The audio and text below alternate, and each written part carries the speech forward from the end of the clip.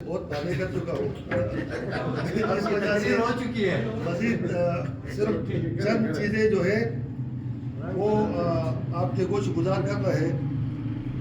پہلی بات تو یہ ہے کہ بحیثیت انسان تین طرح کے ہمارے تعلقات ہوتے ہیں۔ ایک انسان کا اپنے ذات کے ساتھ ہے، ایک انسان کا انسان کے ساتھ اور ریاست کے ساتھ ہے، ایک انسان کا خدا کے ساتھ تعلق ہے۔ تو خوش قسمتی یہ ہے کہ عوامی ایکشن کمیٹی کے اندر یہ تینوں چیزیں جو ہے نا، روحانیت کے لیے ہمارے حاجی صاحب جو ہے اس نے آپ کے روحانیت کی بھی بات کی ہے، اور سیاست جو عوام کا عوام سے یا عوام کا ریاست سے ہے اس کو سیاست کہتے ہیں۔ تو سیاست میں بھی تو یہ سارے سیاستدان ماشاءاللہ آپ کے ساتھ بات کی ہے۔ ایک ہوتی ہے اللہ بندے کے اللہ کے ساتھ تعلق، اس کو مذہب کہتے ہیں۔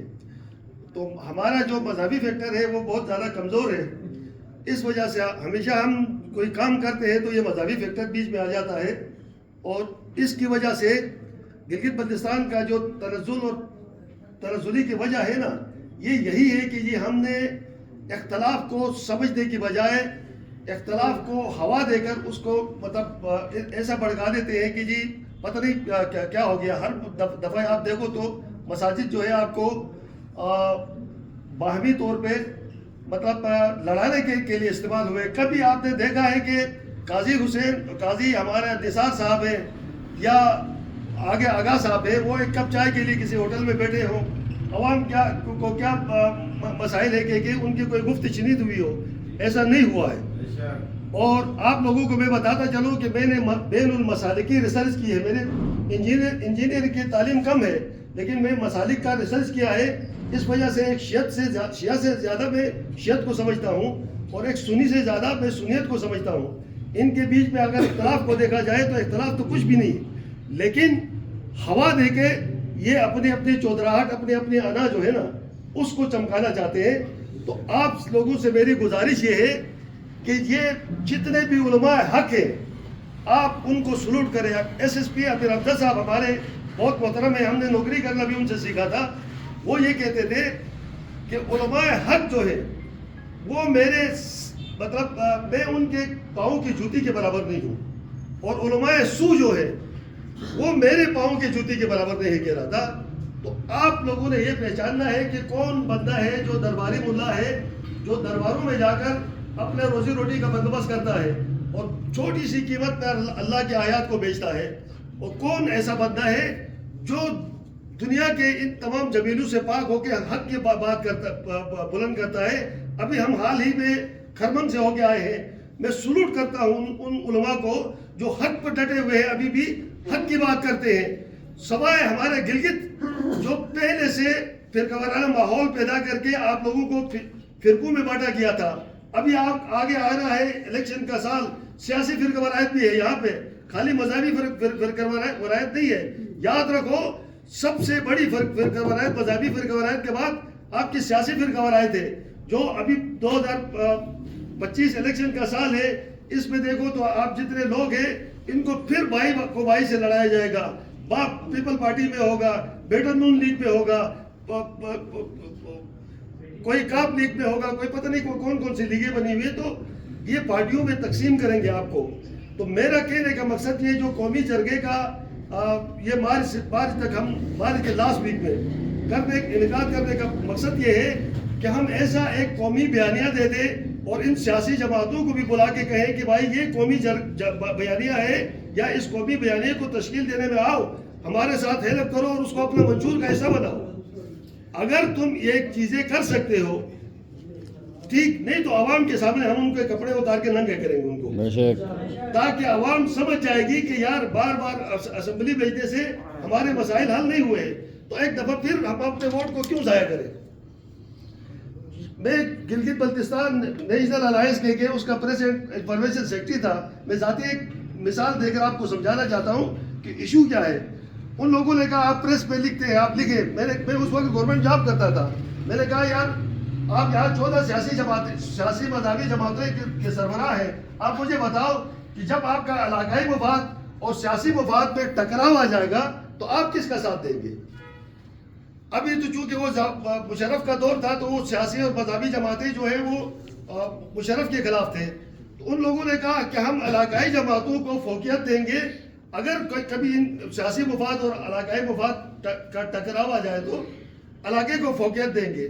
ٹھیک ہے، ہم لکھتے رہے اور بلکہ یہاں پہ اسی ہوٹل میں ہمارا کوئی جلسہ تھا، کسی بوٹ والے نے مجھ سے پوچھا یار آپ نوکری کرتے ہو، آپ یہ پریس اور انفارمیشن سیکرٹری کیسے بنے ہو؟ تو میں نے اس کو کہا کہ یہ کام میں نے مشرف سے سیکھا ہے، وہ چیف آف آرمی اسٹاف بھی ہے، وہ صدر پاکستان بھی ہے، وہ چیف ایگزیکٹو بھی ہے۔ جب وہ ایک کام کا فیصلہ کرے گا تو اس وقت میں بھی فیصلہ کروں گا کہ میں نے نوکری کرنی ہے کہ میں نے سیاست کرنی ہے۔ تو بات یہ ہے کہ آپ کا ہمسائے ملک کا تو کوئی پتہ نہیں ہے کہ وہاں پہ اسلامی فلاحی جمہوری پاکستان ہے کہ نہ تو وہاں اسلام ہے، نہ وہاں جمہوریت ہے، نہ وہ فلاحی ریاست ہے۔ ایک مقروض ملک ہے جو پاسپورٹ میں سب سے نیچے ہے، جو عدلیہ میں سب سے اس کا کوئی ایک اٹھا کے دیکھے تو آپ کو دنیا میں شرمندگی ہوتی ہے کہ جی آپ کا تعلق کس اس کے ساتھ جڑا ہوا ہے کہ تو آپ لوگوں نے اگر اپنے مسئلے کو خود حل کرنا ہے، اپنے قدرتی وسائل کو اپنے ہاتھ میں لینا ہے، تو صرف اور صرف ایک ہی قوت ہے، وہ ہے عوام کی۔ اور آپ کا مجھے یہ یوتھ سے کو میں سلوٹ کرتا ہوں، میں یہ سمجھتا ہوں کہ ہم لوگوں نے اپنی زندگی گزار دی ہے جتنی گزارنی تھی۔ اب آپ لوگوں کی اگر ہم جنگ لڑ رہے ہیں اور آپ لوگ خود سپاہ بن کے سامنے نہیں آتے ہو تو ہمیں مایوسی ہوتی ہے کہ جی یار لوگ جو ہے وہ اپنے حقوق سے آشنا کیوں نہیں ہے۔ مجھے یہ یقین ہے کہ آنے والے یہ یوتھ جو ہے یہ اپنے آنے والے کل کا تحفظ کرنا جانتی ہے اور ہم سے بہتر جانتی ہے۔ ہم بزرگوں کا تجربہ جو ہے وہ آپ کے ساتھ ہے، لیکن آپ کا جوش جو ہے نا یہ دو پروں سے پرندہ اڑتا ہے۔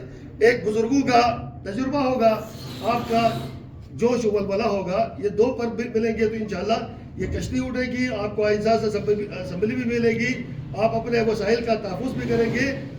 اور ساتھ ساتھ جو چیز کرنے کی ضرورت ہے وہ یہ ہے کہ فروری میں آپ سب لوگوں نے آج ہاتھ کھڑا کر کے مجھے بتاؤ کہ کون بندہ ہوگا جو ہمارے فائننس کے لیے چندہ بھی کرے گا، جو ہمارے ساتھ حلقوں میں بھی جائے گا، جا کے تنظیم سازی یونٹ کرنے کے لیے۔ آپ یوں تیار ہو کہ نہیں ہے، جو ہے تو آپ ہاتھ کھڑا کریں۔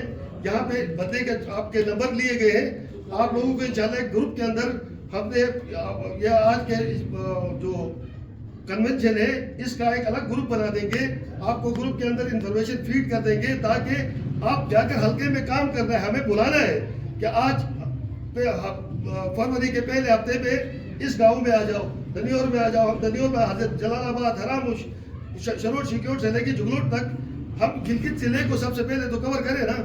اور آپ کا آخری آبجیکٹو یہ ہے کہ جس دن احسان ایڈوکیٹ ایک میسیج کر کے یہ کہیں گے گلگت بلتستان کو بلاک کر دو، اگر اس دن آپ کا بلاک ہو گیا نا تو پھر آپ کو کہیں جانے کی ضرورت نہیں ہے، نہ آپ پہ کوئی ظلم ہوگا، نہ آپ کو جبر ہوگا۔ آپ کے حقوق جو ہے جولی پہ آپ کے خود ڈال کے چلے جائیں گے۔ بھائی آپ لوگوں کا شعوری لیول اتنا اونچا ہونا چاہیے کہ آپ اپنے ملک کا نظم و نسق جو ہے، کوئی بھی بندہ فراڈ کرے وہ فراڈ کر نہ سکے، کوئی بندہ آپ کو دھوکہ نہ دے سکے، مذہبی طور پہ، سیاسی طور پہ، سماجی طور پہ۔ آپ کو جب آپ کا شعور کا لیول وہ آ جائے گا تو دینے والا بندہ کہے گا کہ اب ان کو مزید بیوقوف نہیں بنایا جا سکتا ہے۔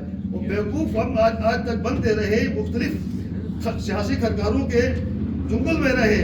اگر اس جنگل تک آپ پہنچ جائیں گے، اوپن بیٹھ کے ڈائلاگ کریں گے تو انشاءاللہ ہر بندہ اپنے سگے بیٹے کو جس طرح پہچانتا ہے نا اسی طرح حق کو بھی پہچانتا ہے۔ اپنے سگے بیٹے کو پہچاننے میں وہ غلطی نہیں کرتا ہے، اس طرح حق کو پہچاننے میں بھی غلطی نہیں کرتا ہے۔ مسئلہ کہاں پہ آتا ہے کہ جب حق کی آواز ہی دب کے رہ جائے، اس کو بولنے نہ دیا جائے، اس کو پاس آنے نہ دیا جائے، تو پھر وہ باطل طاقتیں کیا کرتی ہیں، بندوق کو گھیر لیتی ہیں، اپنے ساتھ کر لیتی ہے۔ لیکن میرے خیال میں حق ہمیشہ کم ہوتا ہے لیکن پاورفل ہوتا ہے۔ ایک پر قرآن نے کہا 10 بندوں پہ غالب ہوتا ہے۔ آپ لوگ غالب رہیں گے انشاءاللہ اگر آپ حق کے ساتھ رہیں گے تو۔ شکریہ۔